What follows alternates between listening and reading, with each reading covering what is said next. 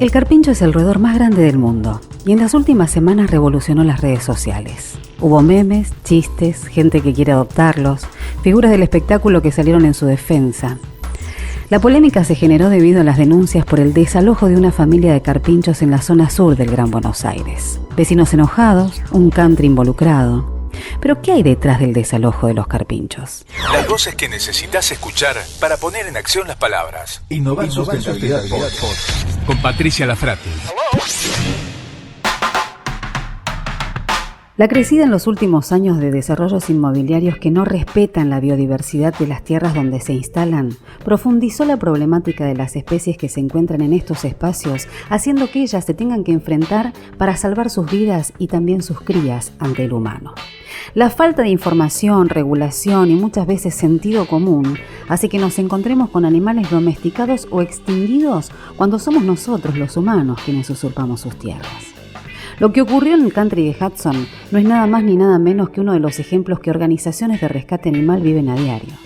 El desalojo de este grupo de carpinchos que habitaban en este territorio, por supuesto, hizo que una asociación en defensa de los animales hiciera una denuncia por maltrato animal y esto motivó a la justicia a abrir una investigación. Estamos en comunicación con Eliana Couso, que es presidente de la Asociación Civil Aluisa, que es la organización social que hizo la denuncia. ¿Cómo estás, Eliana? ¿Cómo están? Bien, perfecto. Y en este caso particularmente, debido al maltrato del carpincho en el country de Hudson, es que ustedes entraron en el juego, ¿no es cierto?, para de alguna forma también visibilizar y denunciar el maltrato animal. Sí, la realidad es que a nosotros nos empezaron a llegar las fotos de los carpinchitos, esas fotos tan dramáticas que están las crías de un lado y la familia, los papás del otro, como queriendo pasar y no pudiendo, que la generaron los mismos vecinos del barrio indignados por lo que estaba pasando. Así que bueno, tuvimos una reunión por estos días virtual entre los miembros y decidimos que íbamos a ir adelante con la denuncia penal, porque es bueno aclarar que el maltrato animal es un delito penal. Es decir, el maltrato animal no es una falta, una contravención, no, es un delito que está tipificado, en este caso por la ley 14.346, que es una ley nacional penal. Y si bien las penas son bastante bajitas, a nosotros nos permite justamente poder avanzar en diferentes situaciones de maltrato. Y nosotros, por lo que veíamos y la información que nos llegaba, esos animales estaban en una situación de sufrimiento innecesario y justamente el sufrimiento innecesario está tipificado en la ley. Eliana, para poder entender un poquito bien el asunto, digo, ¿qué es lo que dicen desde el country? ¿Qué es lo que dicen los vecinos? ¿Cómo uno puede entender toda esta situación? Bueno, hay versiones también contradictorias, ¿no? Porque, digamos, hay una versión que es algunos vecinos son los que se habrían sentido molestos por la presencia de muchos carpinchos y gansos también, ¿no? Y gansos. Entonces bueno, hicieron una queja y por ende lo que sería la administración del country habría avanzado con esta decisión de enjaularlos y de sacarlos del lugar con este alambrado de por medio. Para lo cual había otros vecinos que eran los que no estaban de acuerdo con esto y se manifestaron a través de las redes sociales, ¿no? Con tweets y por Instagram. Lo que hay que aclarar es que aunque yo sea el propietario de un lugar o viva en ese lugar con otros propietarios, yo no soy dueño de la vida de esos animales para disponer de esas vidas como a mí se me cante o como a mí me parezca. Más allá del sentido común, en donde el que no entienda de normativa te puede decir, sí, pero no, la verdad no está bueno sacar a los animales de sus familias de esta manera, ¿no?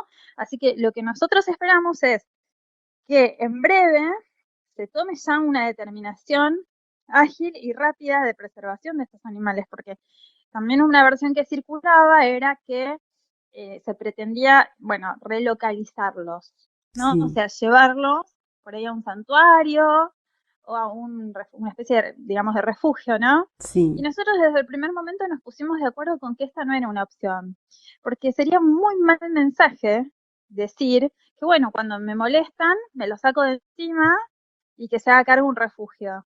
nuestra postura en ese sentido es muy clara. Nosotros queremos que se reinserten en la que es su casa, en el que es su hogar. Ujú. Y esto cómo lo toman los vecinos? Porque digo, acá hay un tema fundamental de educación y también de entender que uno fue a vivir a un lugar que no le correspondía, que le correspondía el carpincho en Sí, definitiva, ¿no? sí, Entonces, sí, sí. esta cosa de ir a usurpar el hábitat de otro es como también difícil de comprender a la hora de nivelarse digo, en principio para preservar la biodiversidad y en segunda instancia esto de Mm, decir, bueno, ¿cómo hago si yo tengo mascotas en mi casa? ¿Cómo hago para convivir con un sí. carpincho, no? Lo que pasa es que de alguna manera se trata de cosificar a los animales, porque de golpe vos te vas a vivir a un lugar en donde hay una laguna y decís, che, qué bueno que está vivir rodeado de animales. Claro.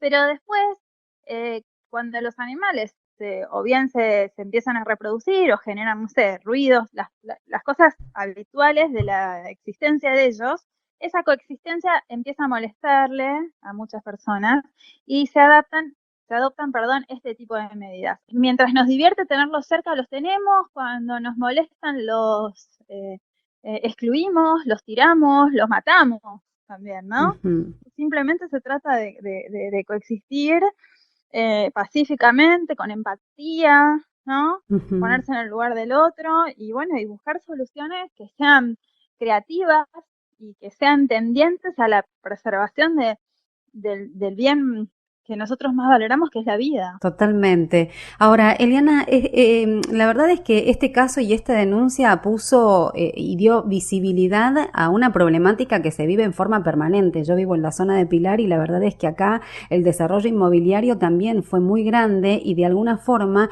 nos encontramos Mm. todo el tiempo con comadrejas, con liebres. Sí. Digo, hay una falta de educación también acá en donde tenemos que poder aprender a preservar la vida y también a convivir si decidimos vivir dentro de un contexto con estas características, a que nos podemos llegar a encontrar con estos animales y no por eso tenemos que salir a amedrentarlos o de alguna manera, como vos Mm. decís, atacarlos, porque digo, es su hábitat natural, ¿no? Sí, bueno, muchos comentarios en nuestras redes que dejaba la gente era esto, si no quieren a la naturaleza, que se vayan a vivir a un departamento en Capital, ponían muchos Ujú. comentarios así de este estilo, pero además algunas preguntas, Patricia, que se abren a partir de este caso es, ¿se realizó un estudio de impacto ambiental previo a la habilitación de la obra, digamos, del emprendimiento, del proyecto de Abril, Mm. o no se realizó? Si se realizó, esto fue aprobado, digamos, en este caso por el municipio de Berazategui, y en qué condiciones fue aprobado. Completamente de acuerdo. Bueno, vamos a quedar atentos entonces, Eliana. Te agradezco muchísimo por esta nota, por brindarnos esta información y también por ayudarnos a concientizar sobre un tema que en definitiva nos tiene que preocupar a todos. Muchas gracias. Al contrario, un placer, Eliana. Para conocer un poco más acerca de las características del carpincho, pero también de lo que pasa con estas especies que son usurpadas del espacio natural en donde viven, vamos a hablar con María José Catanzariti, que es médica veterinaria, directora de Bienestar Animal del Ecoparque Interactivo de la Ciudad de Buenos Aires. María José, ¿cómo estás? ¿Cómo estás? ¿Todo bien? Bien, muy bien. Muchísimas gracias por este tiempo que nos estás brindando. No, Contanos por un favor. poquito, ¿es usual que se encuentren carpinchos en la provincia de Buenos Aires? Sí, mira, el carpincho es un roedor autóctono de nuestro país que tiene una amplia distribución en todo lo que es Sudamérica, encontrándose desde lo que sería Panamá hasta el sur de la provincia de Buenos Aires. En nuestra zona litoral es un habitante natural, digamos, de nuestro territorio. Ujú. ¿Y son agresivos por sí mismos, digamos? No, no, no es un animal agresivo, al contrario, es una especie que tiene un comportamiento bastante amigable, por decirlo de alguna manera. Ellos viven en grupo, son una especie bastante, o sea, viven amenamente en grupo y no atacan, digamos, a ninguna especie, a otras especies, simplemente se defienden si sienten algún tipo de amenaza, ¿no? Ujú. Que tampoco es que en líneas generales si ellos detectan algún tipo de amenaza, su característica propia de ser generalmente presa tiende a más que defenderse por ahí, huir frente a la Ujú. amenaza. Debe ser por eso también que quizá el ser humano piensa que lo puede domesticar, ¿no? Al ser tan amigables, capaz que piensan que lo pueden tener en su propia casa. Yo conocí el caso de un carpincho que estaba en un sillón, comía pan con manteca. Suele pasar bastante, la verdad que el tema del carpincho es la problemática más grande que tiene, ¿no? Es obviamente el tema de la caza, más allá también de lo que tiene que ver con la pérdida de su hábitat natural. Pero bueno, una de las problemáticas más fuertes que tienen es el tema de que por el tema de su carne y su cuero sufren de caza ilegal, y generalmente sucede mucho que matan a los adultos, quedan las crías solas, y esas crías son las que habitualmente alguien encuentra, y en sus intentos de darle una posibilidad a ese animal, que es un concepto bastante erróneo, que creo que nosotros deberíamos trabajar para educar a que eso no es lo correcto, los agarran desde pequeños, siendo crías, y ahí entonces el individuo aprende a convivir con una especie que no es su especie. Suele suceder bastante que de esa manera es como llegan a los hogares, y muchas veces los crían como mascotas.